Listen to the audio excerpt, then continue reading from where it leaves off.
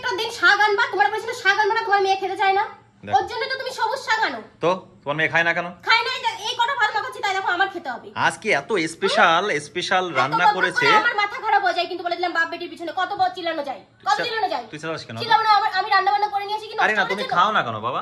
খাও না কেন তুমি শাক? ভালো লাগে না? শাক হচ্ছে সবথেকে ভিটামিন। নষ্ট করবে।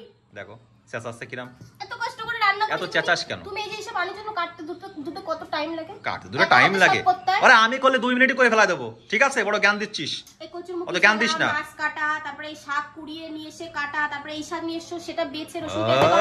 জানো সংসারে তো আর কোনো কাজ থাকে না। শুধু জ্ঞান দেয়, এত জ্ঞান আমি শুনতে চাচ্ছি না। আমি জ্ঞান দিই না। এখন কি রান্না করছিস সেটা একটু দেখা। জ্ঞান শোনো না বলেই তোমারে দিই। এই শাকের নাম কি? কি শাক এটা? কি শাক আমি জানি না, তুমি কি শাক নিয়ে এসেছো? নিজে নিজে বাড়িয়ে খায় এটা যাচ্ছে। তেলা কচু আগা, এটা আমি তুলেছি, এটা আমি জানি।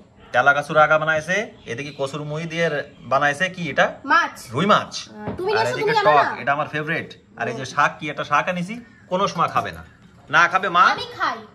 তোর মেয়ে কেন? আমি খাই। তোর মেয়ে কেন খায় না? তুমি জানো, খাওয়াতে পারো না কেন? এদের আমি এত বলি যে শাক তুমি সুখ তো বলো খালি, যে আমরা ভয় পাই না, তো তোমরা তো ভয় পাবে। যত শাক খাবে চেহারা তত 3 গুণ হবে, জানিস তো? ভিটামিন ভরা থাকে শাকে। আর জানি না তোমার আমি কতবার বুঝাইছি যে তুমি কমসে কম শাক খাবা। শাক খাও না কেন? খাবে, দেখো দিচ্ছি তো, মুখ ডাক মুখ কেমন শীতকাচ্ছে করে বসে বসে। এই হচ্ছে বন্ধুরা আমার ফ্যামিলি। 3 বেলা ঝগড়া, 3 বেলা অশান্তি। এত সুন্দর সুন্দর রান্না বান্না করে ম্যাডাম নিয়ে আসে, তারপরও কোনো শান্তি নেই। তোমারে কখন থেকে ডাকছি, তুমি ঘরের মধ্যে বসে বসে ফোন দেখেই যাচ্ছ। দেখো ভাত ঠান্ডা হয়ে আর আমি তো কাজ করছি, আর আমি একটু এডিটিং করছিলাম, সেই এডিটিং করতে তো আসবো। ওইসবই করো আর বউর পিছনে লাগো। আজকে ভারী কায়দা। এই যে কে বলে পুজো টুজো দিয়ে ম্যাডাম এক জায়গায় যাবে, এক জায়গায় যাবো না, নিয়ে যাবা। প্রত্যেকদিন বাহানা বলো, বাটির মধ্যে বসে বসে পচবো আমরা। এ খালি মানে ঝগড়া হতো, বুঝলে? এই ঝগড়ার শুনতে শুনতে আমার জীবন শেষ। শেষ। একদম কথা বলবি না তুই আমার সাথে। কথা বলবো না? না। আমি অন্য বউদের মতন হতে হবে না, মানে তুমি বলার আগে আমি বলতে হবে সব। নে খা, খেয়ে দেখ কিরাম হয়েছে, একটু টেস্ট করে দেখ। আমি খাবো না, আমি খাবো না। সে ঠিক আছে, আমি খাবো না, আমি এখন খাবো না। ঠিক আছে, খাবে না কি যায় আসে না, আমি আমার মতো খেয়ে নেবো। খাই নাও। আরে না, খাও তো বাবা, শাকটা একটু খাও তো, কিরাম আছে দেখো। একা একা খেয়ে কুচি না খাও। আরে না খাও, আমি দেখছি কিরাম আছে কিরাম আছে কমেন্ট করো ফটাফট।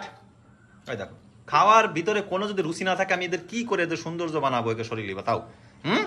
আমি ঘাটতে ঘাটতে আমার চেহারাটা দেখ কিরাম হয়ে গেছে, মানে তো জেলে তো ছুটি আইছি। তাই মনে হয়, দাড়ি কাটবি না, চুল কাটবি না, তাই মনে হয়। এত সুন্দর সুন্দর রান্না বান্না দেখো তো, কত স্পেশাল। আমরা কিন্তু একটু বন্ধুরা দেশি খাবার খেতে পছন্দ করি, তোমরা কম বেশি সবাই জানো।